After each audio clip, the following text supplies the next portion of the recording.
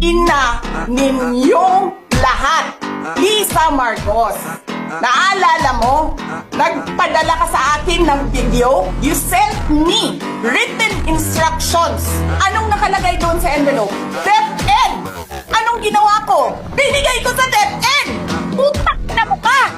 Sasabihin nyo sa mga tao, nakaw yan, confidential funds yan, ni wala nga kayong isang proof na hindi nyo nga nilabas? Na wala pang confidential funds, meron ng white envelope. Bongbong Marcos, presidente ka. May speaker ka na involved sa bribery ng Supreme Court justices. May video, may kaso, may witnesses. Hindi mo tinanggal yung speaker mo. Pinabayaan mo siya abusuhin ang pera na bayan. Namimigay ng pera na para bang kanya. Martin Romualdez, nangangampanya tayo. Nakasakay tayo sa eroplano. Magkatabi tayo. Nagre-reklamo ka, putang ina ka, walang pera. Kasi, ano sabi mo? Gium-um ni Lisa Marcos o ni BBM ang kwarta. Reklamo ka ng reklamo sa akin. Ano sinabi ko sa'yo? Huwag ka mag-alala. Lahat ng gusto tumulong sa akin, ipapadala ko sa iyo. Kunin mo lahat. Wala ka ng pera. Sabi mo sa akin, okay lang. Pag nanalo kayo, babawiin ko lahat yan. Ang buong akala ko, babawiin mo sa negosyo mo. Legitimate businessman ka naman eh. Mina, pagsira sa kalikasan, media, tanggap ka sa Pogo. Pinaalis nyo lahat ng kompetisyon ninyo, naiiwan ang Pogo mo. May nagsasabi pa, tumatanggap ka sa smuggling, sa droga. Tapos kuha ka sa National Treasury. Akin ito. Babawiin ko lahat. Masakit sa akin, Martin, hindi yung pagsira ng pangalan ko eh. Ang masakit sa akin, maalis mo man ako sa presidential race, hindi pa rin ikaw ang presidente. King ina mo.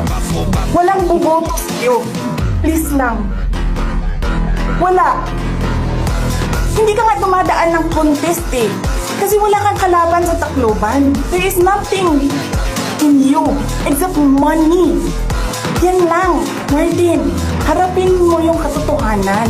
Walang buboto sa'yo. Senador man, Vice President man, President man, walang buboto sa'yo. Hindi ko nga alam kung mananalo ka pa ngayon sa Tacloban eh. Palamang hindi na. Kasi, magnanakaw. Hindi ka dumadaan sa audit. Milyon-milyon, buwan-buwan, certification lang ng congressman.